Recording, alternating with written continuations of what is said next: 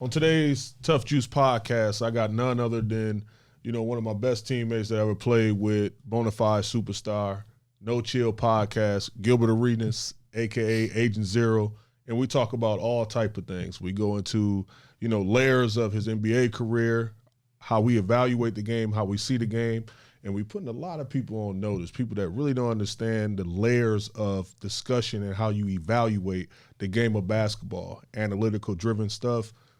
Throw that shit out the window. We talking real discussion about real basketball from real, true, high basketball IQ heads. Listen to this on the Himalaya app or wherever you listen to your pods.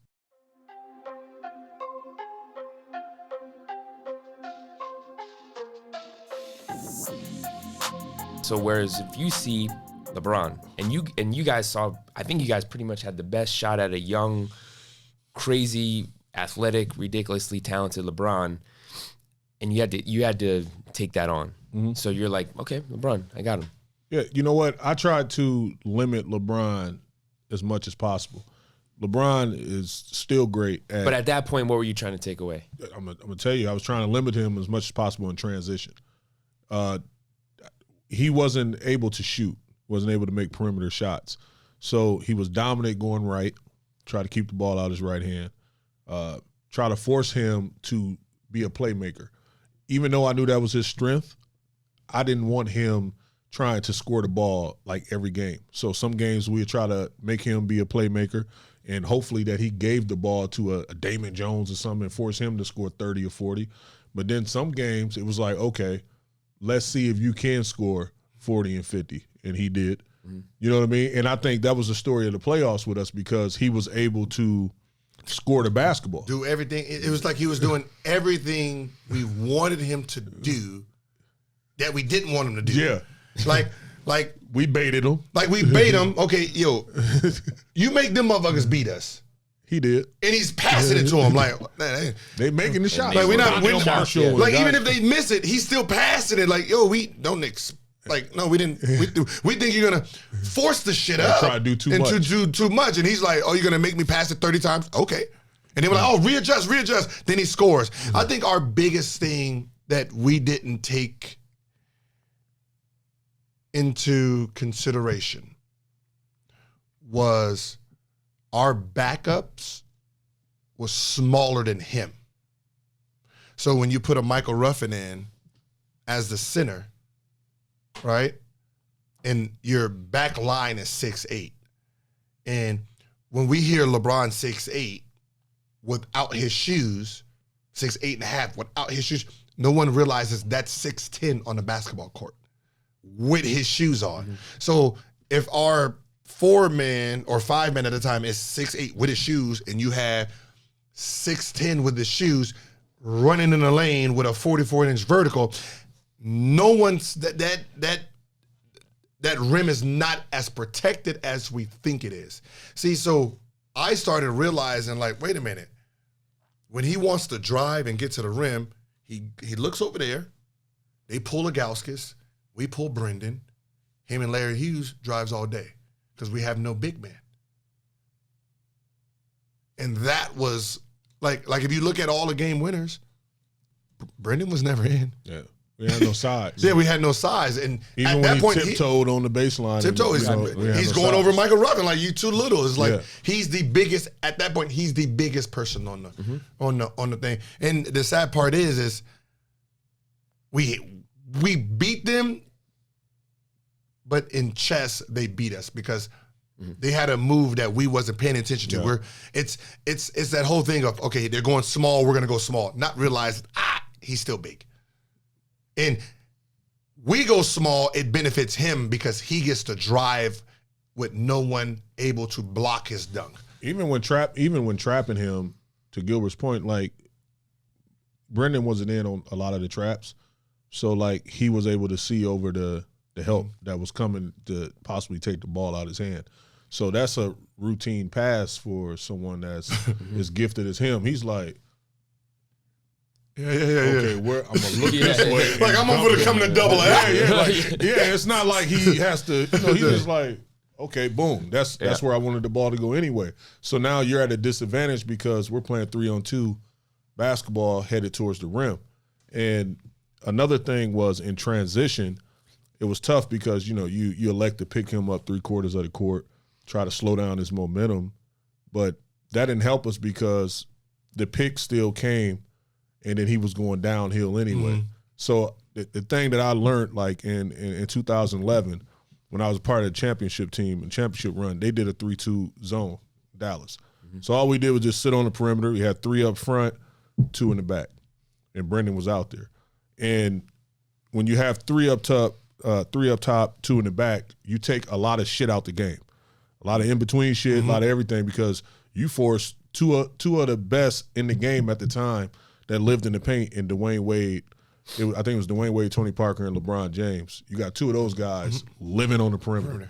And I literally saw, and this one I knew he wasn't winning a championship. I literally saw LeBron and Dwayne, our distance, and Dwayne ball to LeBron. LeBron was naked. He was wide open.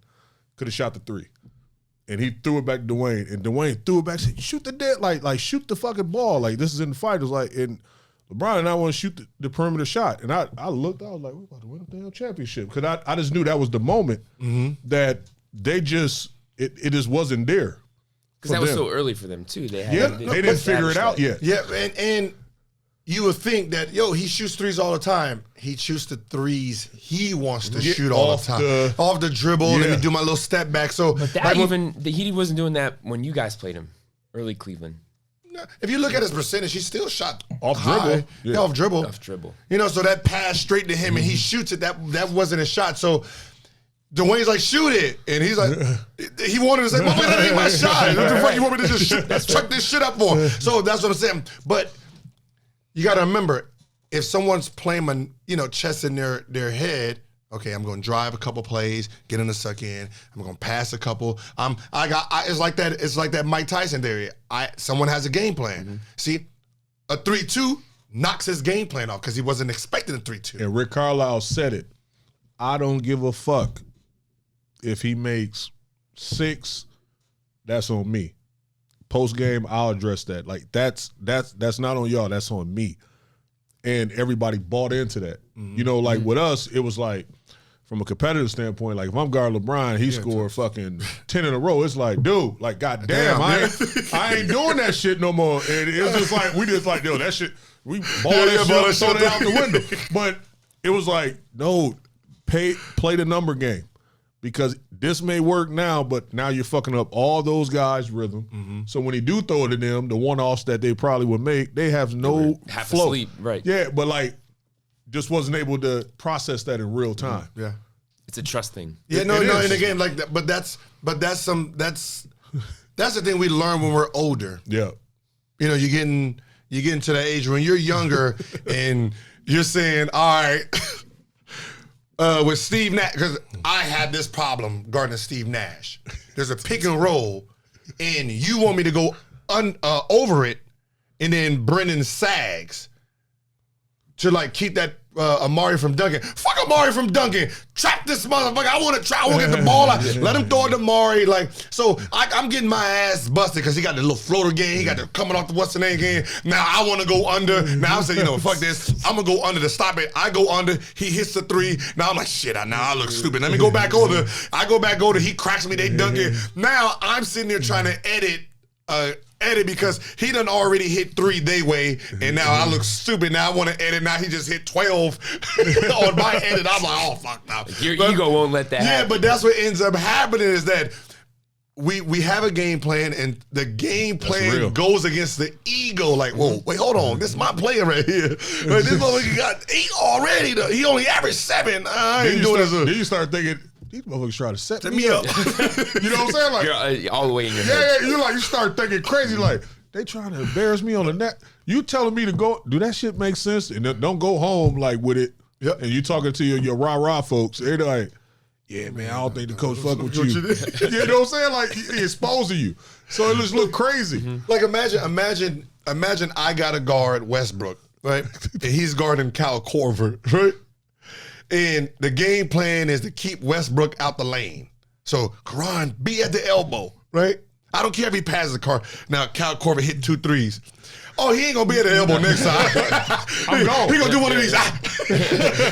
Now Westbrook coming out I'm like, oh, man. But that's the game, you know what I mean? So, you figure it out now at this point. But when teams win champion, so when players say we had to trust each other, that's what that is. Like, it ain't trusting like, give me the ball in this way. It's trusting that whatever the game plan is, just trust that the numbers of everything that's going. So if Cal Corbett hits 2 threes, please be there when Westbrook drives for that 3rd time. Instead of saying, I'm not gonna let this motherfucker look good on me, and you give me the half, and now he goes and dunks, and then next time you're there, then he hits the 3, the next time like, oh, that's 3 on me, then he goes and dunks, and now you're just getting pity-pat. You're just getting pity-pat. So when teams be like, yo, we just had to learn how to trust each other.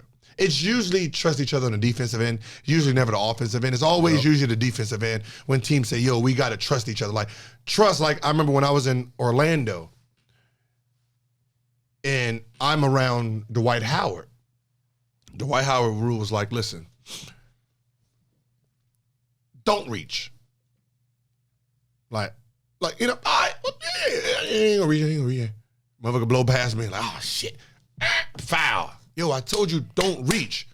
Let them finish over me. Like, don't bail them out. Let them finish. I don't care about your defense. I don't care if they blow past you. Don't bail them out. Let me finish the play.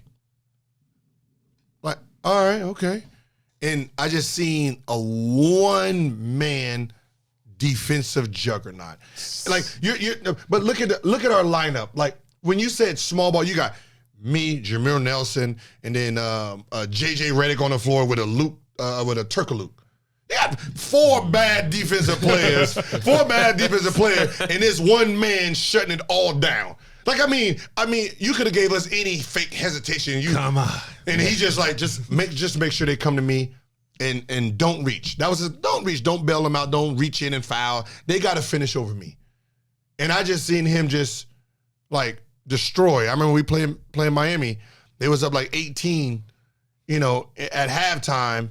And all guys that would go right to the basket. LeBron and Dwayne just, they just, and then second half, he was like, yo, are y'all gonna listen? Bring them to me. Trust me. I'm gonna hit them motherfuckers one good time hard. They gonna hit that wood. They can't beat the wood. Mm-hmm. And then stop driving. Sure enough, came in there, tried to dunk it, bodied them, boom. That was Tyson Chandler. Mm-hmm. Mid-range, jumper. That's exactly how Tyson Chandler was. Just because he was in a contract season and you just knew that his activity around the rim was going to be different. And I think that's an understatement. People always talk about the championship run that we had and, me going down in January, guys rallying around the team, guys stepping up in a major way, acquiring Peja. And I always say that the biggest adjustment that we did make was acquiring Tyson Chandler, because I felt like he gave everybody like a luxury to not exert themselves on defense. So they was able to preserve their offense because they was fresher. Jason Terry probably had one of the best years of his career because he was fresher. Dirk, even though he wasn't playing defense that much, he was able to just say, look, I'm just going to crowd the guy. And it's okay if he blow by because you see what we got back here? And his activity, like talk about his synapses and his fast twitch muscles. Like he was just contract year. He was like, I'm going to put on a demonstration. And that's exactly what he did. Did he go to the Olympics off that team? He went to the Olympics. Yeah. He got paid in New York. Because I remember I said he was an all-star and you didn't know that. Yeah. But you see how like we understand.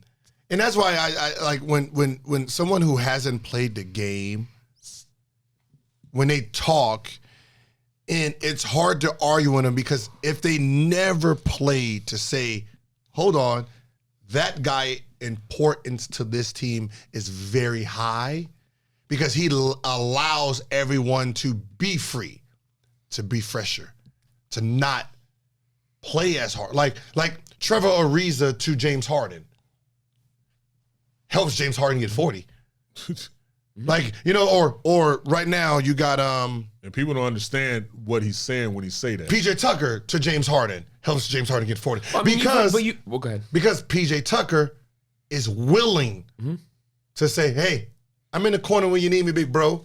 I'll go offensive rebound. Whoever tries to, that you got to guard, I got that. Don't worry. I'm going to guard your position. I'm going to guard your position. I'm going to guard whoever you got, whoever's trying to get you tired, I got him. Hang out. Do you on offense, I'll clean up the rest of it. That's why PJ's important. So when we look at PJ, like, if they get rid of this motherfucking man, bring in the what's the name man, they'd be good. No. Now that exposed James Harden defensively, because now he got to stick someone. And and I had that luxury with Deshaun Stevenson. Yep. Like, hey D, this motherfucker's giving it to me real quick. Go ahead and feel like I don't worry about it. And that's what, same thing with Jared Jeffries. He was a guy who sit there and clean little things up, for everyone. So it's like when you hear announcers like, yo, this person, I'm like, hey, y'all, you're missing it a little bit, because you have to have played to understand the importance of it. So that's what I said, you can look at my stat sheet and say, oh no, this man didn't pass the ball, look at it, 5 assists. Unless you were Caron and played with Caron and know Caron, like, yo, my 20-point guy didn't need me. He didn't need me to score. Just give him the ball. Like, yo, hey. Yo, no, come on over here. Like, all right. Look at me. Hey, sorry, Twan. Like, I was trying to get number 10, but that motherfucker called for it. It's one of those. So we, as a group, we got 120 points. I got 2 assists. So when you be like, that motherfucker selfish. Like, no. The way we score, just like a John Wall and a Beal. Beal doesn't need a John Wall to score. Just give him the ball. He gonna do his thing. So John Wall, like if John Wall, if John Wall didn't have Beal, he probably averaged 15 assists. But the fact that he has another superstar, but this superstar can create his own shot, it takes away his assists. Yeah, so it's hard to value what you can't value someone's game off of numbers. Yeah, I was gonna say what we care about now are numbers and highlights. That's what you said. Like, I think I watched the game. I'd watched some stuff on Instagram, and then I looked at the numbers. Like, they'll just show a picture, and it's like 44 points, 9 rebounds, 7 assists. Yeah, we look at like, there's way more to those numbers. Yeah, like when people say analytics, it's better to shoot the 3 or the layup. For certain players. And I think that's where people are getting misunderstood with analytics. I watched the Charlotte and New York game, right? And I said, someone needs to tell these two teams, analytics is not on their side. They cannot, they are not, like you're doing analytics off of Klay Thompson, Steph, Durant, James Harden. Cream on the crop. Like you're talking the top 5, best shooters in the NBA, you're trying to run an analytic off of them, saying it's better to shoot free throws and threes. But the rest of the league is just, now you got the whole Charlotte bench. I think they went like 10 for 48. Yeah, that's what your analytics is doing. They think they can just chuck threes. They are bottom feeding 3-point shooters. Yeah. Trying to chuck threes like they are superstars. So the analytics does not play well. I'm sitting here looking like, what is this? Like, you got 20 points in the first period? Like, yeah, this is the 7th, 8th, 9th 3-pointer in a row.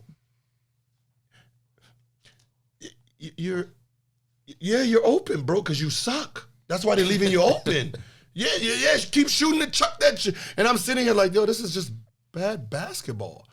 Like, yeah, that works for this group. That doesn't work for the other 380-something player. It doesn't work for that group. It works for this crop. They are the best sharpshooters. It's not telling everybody else, hey, yo, go out there and do you. Like, nah, y'all got to play the game the regular ass way. That's why I hate coaches that come to organizations that have like systems that's implemented and they don't complement the players that you have. Right, it's the my way or the highway coach. Yeah, it's like you can have that system. Like for instance, right? It's two situations. Like Carmelo's situation when he was with OKC, and I'll never forget Coach Donovan. I'm in a pre-production meeting. I'm sitting there talking to him prior to the game, and this is in March. And I'm like, how do you incorporate Carmelo into what you doing? Like, Carmelo already played 50-plus, 60-plus games. And he's like, I'm still trying to figure this out. I'm like, yo, that shit, like the figuring out stage happens like first 10, 15 games tops. Mm-hmm. You know what I'm saying? So, like, now you're trying to figure out how to feature Carmelo at this point of the season still. Like, I know that you're not going to be successful because immediately you should, all right, Carmelo, I know you want to start. I'm going to start you. I'm pulling you at the 8-minute mark or 9-minute mark because you want to keep that starter tag attached to you. And I respect that. So I'll let you start. I'll pull you out early. And then I'll put you in with the second unit to feature you so you can play your half-court game and do your shit. Yep. So I was like, you know what? You're not adjusting to the personnel that you have. And if you don't do that, you can't be successful. Ben Simmons and Joel Embiid. Ben Simmons plays like a four-man. He's not shooting jumpers. We celebrate when he makes one in the preseason. You know what I mean? So, like, Joel Embiid, fourth quarter, 4 minutes to go in the game to go to the finals, in the Eastern Conference Finals, you have Joel Embiid doing a 3-man weave on the perimeter. Now, this is the biggest man on the court, and you're in the bonus. So Brett Brown is putting him at a disadvantage. You have a system in play, but you're not catering to the personnel that you have. So just like when I see things like that, I'm just like, yo, this shit is like, it's mind-boggling. But you're playing the analytical game where you're like, well, the numbers say that if I should, the game tell you what to do. The players and the personnel and the strengths of their ability tell you what you should do with these guys. Like it's always been my understanding as players growing up. All right, be coachable. Be coachable. To grow up to get to the highest level that there is, to realize, well, damn, this motherfucker don't know nothing. Like you, and can you say that as a player? Yeah, I gotta sit I'm here. just saying, like, can you say that as a player? Yeah, I gotta sit here and win a penalty, and you want to do a drive weave. Tim Duncan, the best defender, got 5 fouls. 1 foul fouls him out, and we got 6 minutes to go. If we get him out of the game, game over. Game over. Defensively and offensively, they're done. Either we're going to say, hey, Brendan, and we're going to have to come to you, probably, hey, we just need you. I don't give a fuck if you kick that motherfucker up there. Make a move. Hard. That's it. Make a move hard to do something. Don't do a fucking fadeaway like you want to do. I need you to do a hook, pound that motherfucker again. We need a foul on him. So when you see shit like that, you say, where did you learn basketball? Where did you learn? Did you learn it from a coach? You coaching off of a coach? Like I never understood when they pulled us 2 minutes into the last 2 minutes. Yeah. Like, whoa, wait, hold on. Let's finish the quarter. Yeah, no, I'm gonna finish. We're gonna finish this goddamn quarter. God damn it! Like, yo, it's this is penalty time. We ain't get hit by Shaq that whole time to be sitting on the bench when it's eating time to go back into the top of the second to get hit by him again. No.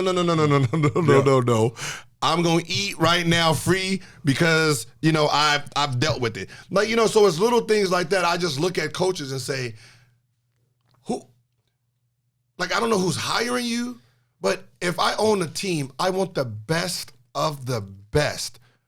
Because I have $500 million sitting on that bench. Mm-hmm. Now, with that $500 million that I got invested, I want the best around it to make sure it's excelling, it's getting better, it's fine-tuned, it's fed well, it's getting the right trainers, right I want the best. You do it in your CEO companies. Yep. You do it in Microsoft. You got you put out little tests. Hey, see who can hack me and get $10 million. All you're doing is recruiting. You're recruiting hey, is there someone out there smarter than what I have hired here? So now they know you're attacking. So if you attack it, you're better than them. Yeah, functionally, you look at some assembly lines, robots can run assembly lines. They can meet numbers and be efficient in those numbers, but you still need somebody to run the machines. Mm-hmm. You know what I mean? And that's how I look at the game. Like, I need somebody to know this shit inside out better than just that. Yeah. Well, I mean, I would, first of all, to answer your question, can you say that to a coach? I think you can as a pro. I don't think you can any other level. What's that? The question you ask, can you question a coach? Can you call them out? Yeah, you can't say that as a college. I mean, behind. I mean, in the proper setting, you could. Yeah. At the end of the day, like, no, as long as you don't embarrass. Just like with a ref, you can say whatever you want to the ref, as long as it doesn't embarrass him. Right. And that's why when you see that shirt go over that mouth, usually it's cuss words behind it. But because you're not embarrassing the ref usually doesn't blow that whistle. Because he understands, like I had to have talks with refs like, hey, listen, like, if you missed a call and I cussed you out, please don't penalize me again. You already fucked me right here. Let me get my frustrations off, because if you give me a penalty, that means you didn't hold your cool either. So what makes you better than me? I'm frustrated in real time, and I'm giving you what I have. Eventually, I'm going to go away. So for you to give me a tech and penalize me again means you got upset. You know, I'm human. You're human. I understand sometimes they're going to blurt out. Jay just be like, yo, hey, shut the fuck up. Get your crying ass on. You know, hey, and we do. Like, those are the refs I like, yo, shut your little whiny ass up and go play some fucking basketball. Like, all right, man. You know what I mean? You know, those are the refs that really get. Monty's one of those guys. Yeah. You know, like I don't need to take you up. I just tell you acting like a little girl. You know, you do stuff like that. No, serious. And we be like, yeah. I had one of the worst games of my life I started off with. I was like 0 for 8, 0 for 7, and Monty was calling it. And I looked at him, and I was just tired, bro. I was running in quicksand, and I was like, motherfucker, and this, that, and he looked at me. He was like, I'm not throwing you out. I'm not throwing you out this game. I'm going to make sure you stay out here and you, like, kind of suffer and go through it. Yeah. He was like, I'm not throwing you out. Like, I don't Take it care. like a man. Like, and it was the funniest shit ever, but it made us close, because every time I see Monty, I just be like, what's up, man? It's just our vibe is just, yeah. And those are the guys, and that's like, but that's part of the game, because I remember that happened with Jerry Stackhouse. Jerry Stackhouse he was playing horrible. And we would lose by 20, 30. He wanted to get the hell out of this game. He was done. And he's trying to everything, why you? And the ref said, hey, don't kick him out. He needs to get this ass whooping like the rest of them. He ain't gonna sit in the back. He ain't gonna sit in the back with his little thing on and his clothes on while the rest of no, he gonna catch this ass whooping like the rest of them. And I'm sitting here laughing because he's even mad that he has to sit there down 30. So I remember it was an over the back play. Dude went over the back, right? He ain't fouling. He just got the ball like this, right? And Stack turns around, gets mad, chokes the dude, body slams him. Boom. Referee blows sound about right. Blows was a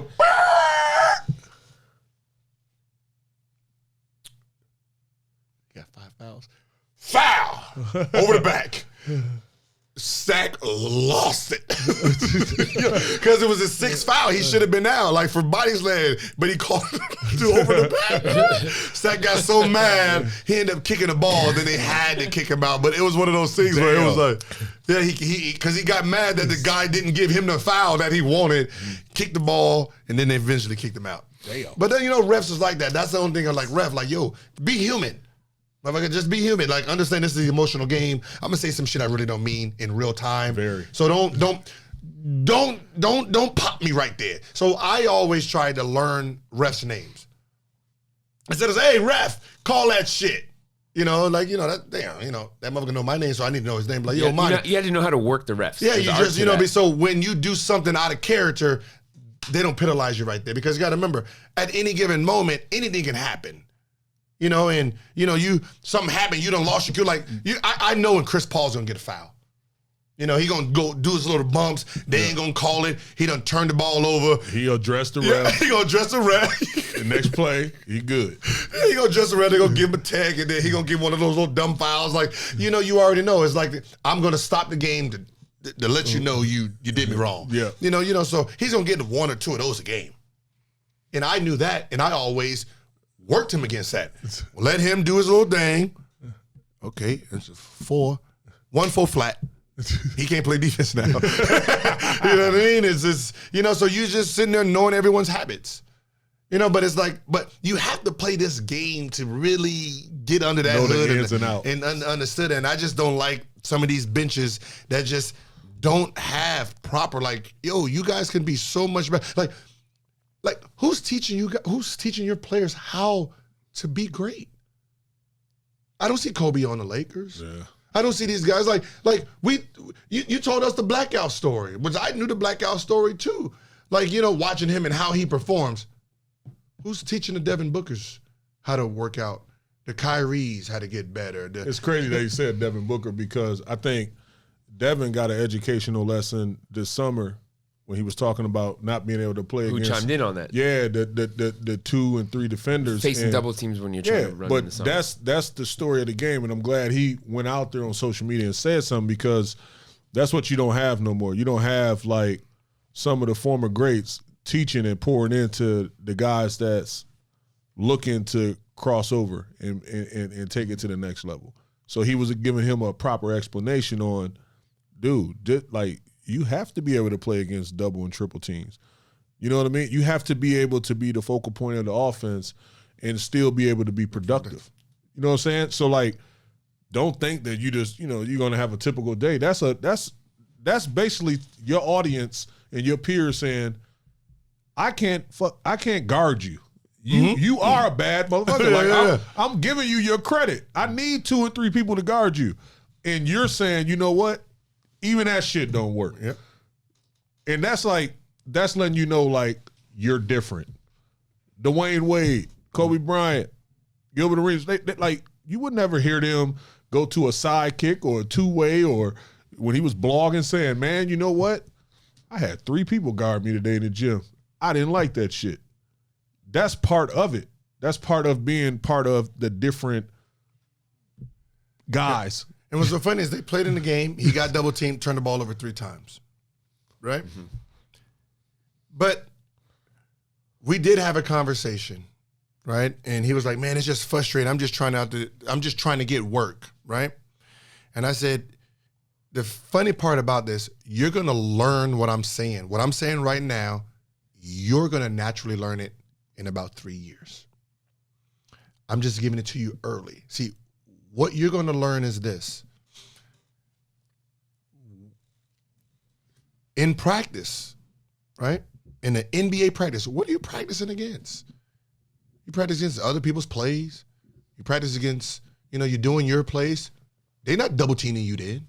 Yeah. You're not going against double teams in your practice. You're just practicing, right? So the only time you see a actual double is in the game. So if you've never prepared for a double, your game gets cut. So what ends up happening is you have to put yourself in situations that it don't count. See, the game counts. See, the game actually counts. So, summer league, summertime, NBA players, they double me. Let's go.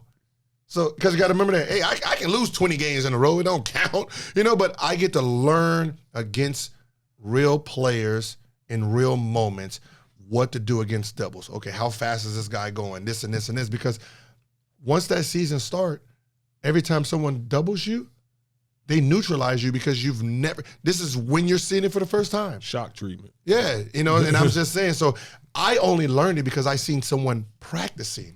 Right. I think you've said this before. It's also just you're comfortable with the discomfort. I don't think you said that, but you're saying like you would take on, let me go 1-on-5. You know, that's not ideal. But if I can handle that, shit, I can handle anything. But you have to understand that, there's a game. They throw you in front of this basketball world, right? To perfect it, to know how it all runs, you have to understand all the elements of it. You have to understand refs, people. So, okay, let me play the people game with the refs, call them by their real name, talk to them, put the shirt under here. Fans, this is 2 hours of their life that they're trying to be entertained, and not think about the world. Let me, hit a shot. Hey, what up? Hey, how you doing? Grab a little popcorn, fall on the lady. How you doing? It's part of the experience. It's part of the, all that. But different ways, right? Because different players different ways. That, like he had the ball. It's entertainment, man. And when you embrace it to the level of what Gilbert's talking about, that's what makes you different. You know what I mean? I think a lot of guys don't understand the game within the game. Mm-hmm. They don't understand the business. They're not built for it. No, they're not. They're not built for it. They've never been taught it. Yeah. They've never understood. They just go out there and I got to do it. But you got to understand, that's what I'm saying. It's listening to people. Hey, what's up? Like, yeah, man, I just came to I'm going through a divorce right now. So, the Wizards is the only thing that I can, really root for. These 2 hours of my day really gives me, just hearing that story says, there's probably other people up here that this is entertainment for them. Let me throw my shirt off. Hey, let's go. And just to it's one of those like somebody like Embiid. Yo, that's get the fight on and he's sitting there that's part of it. It's part of the show. Okay, that's what makes him a megastar. Embiid's way of handling social media. This is a perfect example of knowing how to handle your teammates, coaches, refs, fans. Media is a whole different beast. You were prepared for that. We're all prepared for it. Embiid is very good at it. Understanding social media. Your approach is different, but you're gonna welcome that. Where some guys like KD is a bit sensitive on social media. Is he? We've seen burner counts. I'm saying though, is he? I mean, I think. Well, sometimes you're like, man, don't even worry about that. What makes KD sensitive? I guess I shouldn't say sensitive. We're surprised that he cares as much as he does. That's what it's so funny. That is the perfect answer. Why does he care? Why shouldn't he? Why shouldn't he care about what you say about him? You're saying he should, yeah. No, what I'm saying is, see. Okay, if Gucci, they did the blackface thing. That's a product, that's a content they put out into the universe. That's something that didn't sit well with our people. Mm-hmm. Did they care or did they continue to, pivot and do something different? I think they were unaware. They was unaware? So they should have never done it. They shouldn't have never done it. So now KD is aware of his audience. He's aware of who he's performing in front of, what they do and don't like. And if you have, even sometimes with organizations, they send out PIs, private detectives, all this different stuff, and they gather information. That's the same equivalent to a burner account. You're sending out something that's not identified as you, but it is you, mm-hmm. working at a grassroots level to retain information to know what you should do going forward. You know what I mean? I think that's calculated judgment. You know what I'm saying? The audience of the people that like you, that dislike you, and the posts of what it is. So you're the content.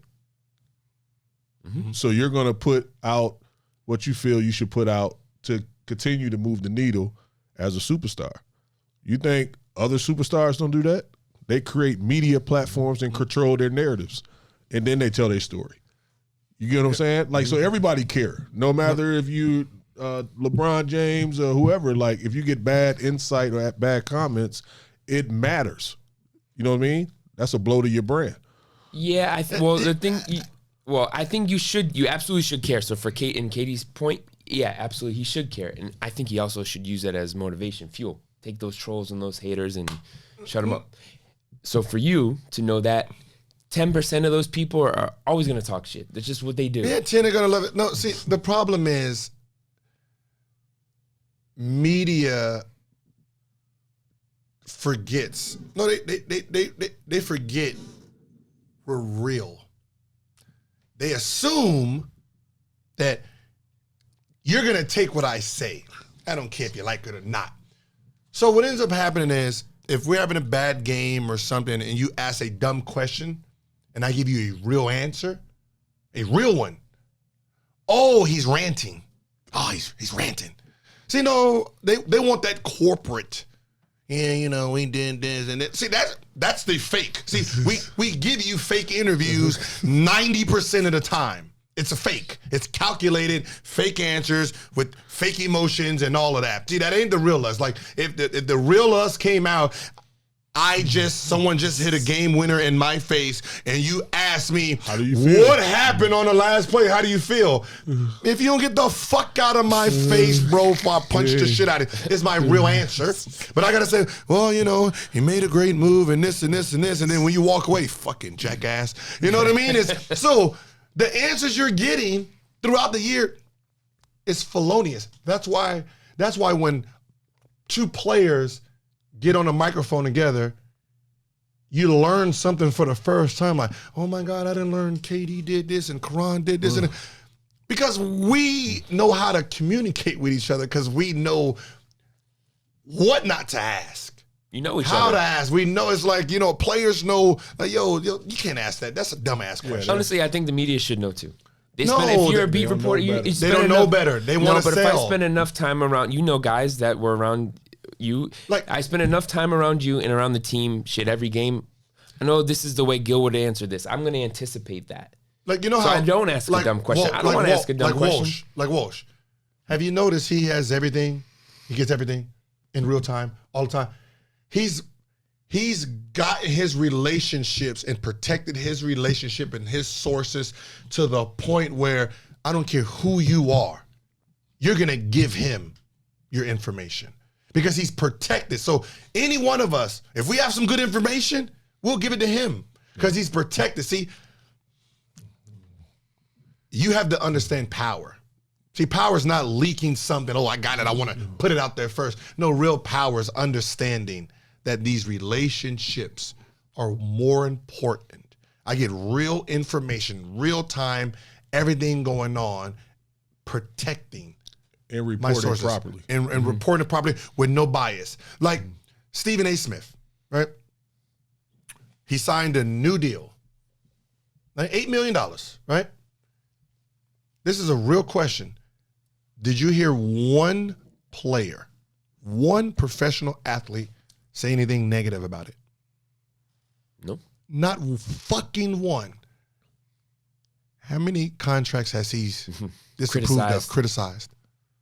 See, that's the difference between players and media. See, we understand, if a motherfucker paid you, then you're fucking worth it. Who are we to judge what you signed? So we respect, $8 million, congratulations, goddammit, hey, good shit.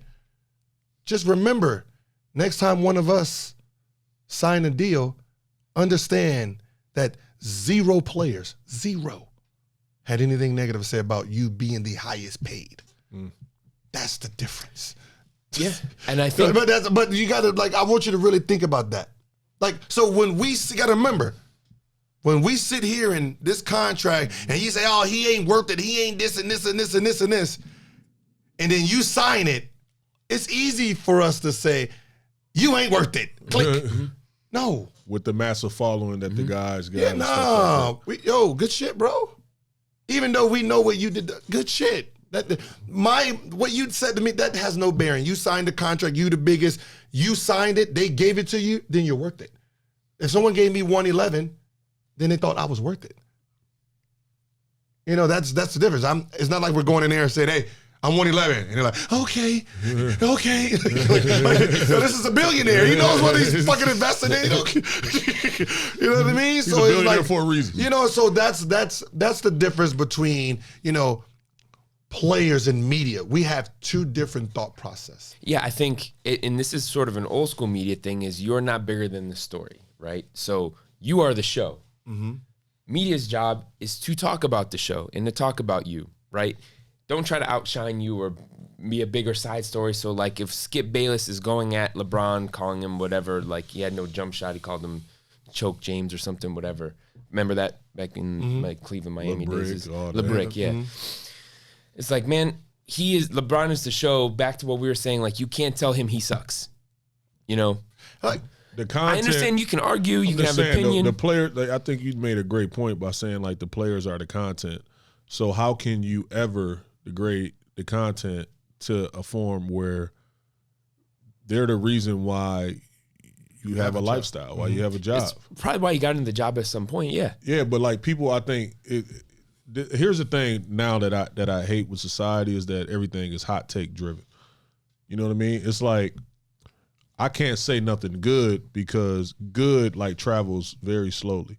Mm-hmm. But if I say something negative, it's a trend immediately and it's like a hot take, and then it's just like I'm everywhere. It lives everywhere. So like I think a lot of people elect to, you know, take the low road and the low hanging fruit and say things that's, you know, bad, you know, about other people because, you know, negative stuff just, you know, get the headlines and the stories all the time. Like people don't want to praise, like continue to praise LeBron. Like he got a school, he did this, he did like.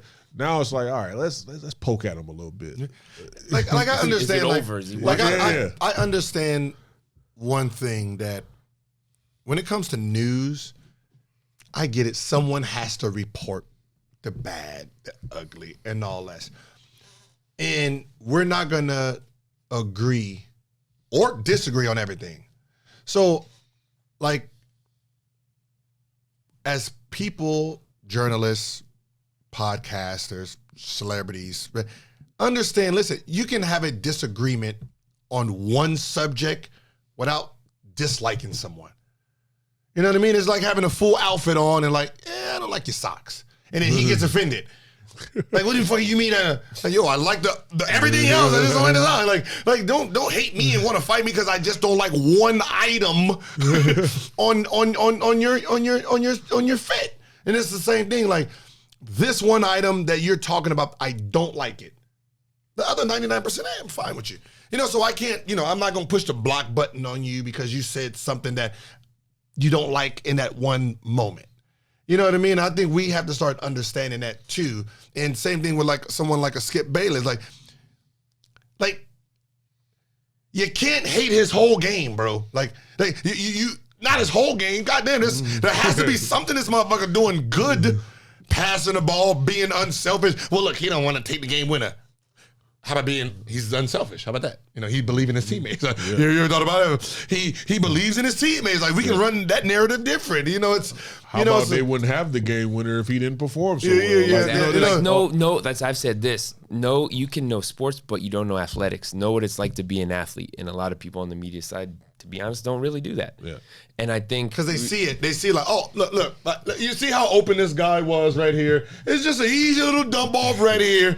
Yeah. It's an easy little dump off. That motherfucker can't shoot. Mm-hmm. So me dumping it off to get it right back was pointless. So I drove hoping that this guy sucked in so I can throw it there.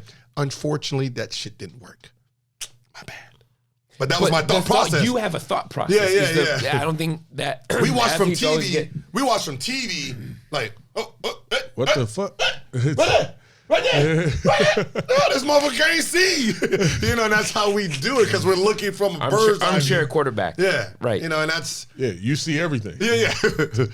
And I think what we were talking about with hot takes is they come from uninformed information. And one thing I know about Gil, I think we were talking about 80s physical basketball, 90s physical basketball, you know, and Gil will do his research, hours. And you were looking at the numbers of, I think it was field goal percentage in the 80s. Mm-hmm. Remember this? Yeah, I was looking at the field goal percentages in the 80s and the 90s. And I'm saying, yo, how in this great era of basketball, of this tough, these motherfuckers shooting, they're averaging 40-something, 50-something percent. No, they're averaging 112 points a game, 120 points a game. Like, shouldn't he be in the 90s and the 80s? And you realize, yo, the only reason they say the 90s is the Kevin Garnett's and all these big men at the 4-man came into play. So now you have a 7-foot center and a 7-foot 4-man when they were used to 7-foot center and a 6'6" 4-man. So when that athletic guard came in, he just had to dodge one long arm. Now there's two of them. You know what I mean? So technically, the defense is being better now. See, the 80s thought defense was good because, yo, you score 4 baskets on me, huh? When you go there, I'm a clothesline. Clothesline. Nigga, that ain't defense, bro. You ain't stopped I didn't hit you good enough. Yeah. You know, that's what they go off. They go off of how hard. Oh, this era soft. Oh, because you was allowed to just swing on me. Like you can clothesline me, choke me, get in a fight, punch me. Yeah, it was totally different, like God versus Soul. But Anthony Mason used to guard Michael Jordan. Mm-hmm. Like, put that in perspective. You get what I'm saying? Like, so like the hand checking and the bruising and stuff was just totally different. I don't know what year was it when the hand checking had went away. Like, it was just the arm bar and then 2005-06. Yeah, you know what I mean? So like the rules and everything changed. So like the contact in this game is just like totally different now. Yeah, but I hate when people say, well, these guys are soft. Well, first of all, we're bigger and stronger than you. Shut up. You know, if you drop all of us in your era with your rules, you are not surviving because we are bigger and stronger. We adapt to our environment. If they put in a hand check rule right now, trust me, everyone will adapt. It'll be about a week, 2 weeks, everyone struggles because they're so used to, you gotta remember, we pattern our game around rules. Yeah. You know what I mean? So James Harden's patterned his style around the rule. So if you change the rule, our game changes. And we change it. But you're saying what person in the 80s, 70s, 60s, 40s, 90s is stopping Westbrook from getting to the lane? Which one? No. There's not. No, there's none. There's no super Westbrooks at the point. Maybe Jordan. No. Jordan get his ass blown by. Nobody get his ass blown by. Like when I was talking about, Dennis Rodman, they were like, well, Dennis Rodman like held Shaq down. That was Bruce's strength. What the fuck does that got to do with a left-right crossover? He got to guard KD, who's pulling up for the. KD ain't sitting there like posting up. No, he has to guard guards now. Guards are not posting up. You got to play perimeter defense now. So that brute strength, you sitting here holding Shaq and all that shit goes out of the window. Now you're just a 6'7", 210. You're Klay Thompson. Okay, you're Klay. Guard Klay now. Run around and pick and rolls. Dennis Rodman. Run around, yeah. Chase him. Mm-hmm. Chase him, goddammit. Like, I'm a point guard and I'm in shape. And I had troubles guarding Rip Hamilton. Because the element of what he did, I wasn't accustomed to. Mm-hmm. And he mastered it. Yeah, I'm not used to run. Like, I remember my position is run around curls and do all this and learn how to. Like, that was new for me. So when they were like, all right, hey, Caron, you go to Chauncey, Gil, you go to Rip. Because Chauncey's going to post Gil up. Oh, yeah, you right. Wait, hold. Run around, pick. That hurt. Like, Rep, he got his knee out. That's just, now I'm like, this is a whole nother experience of trying to guard someone that I wasn't accustomed to. I'm accustomed, like, pick and roll this. Now I'm accustomed, like, yo, just push him that way. Yeah. Lock him in. Like, I don't fucking know that, bro.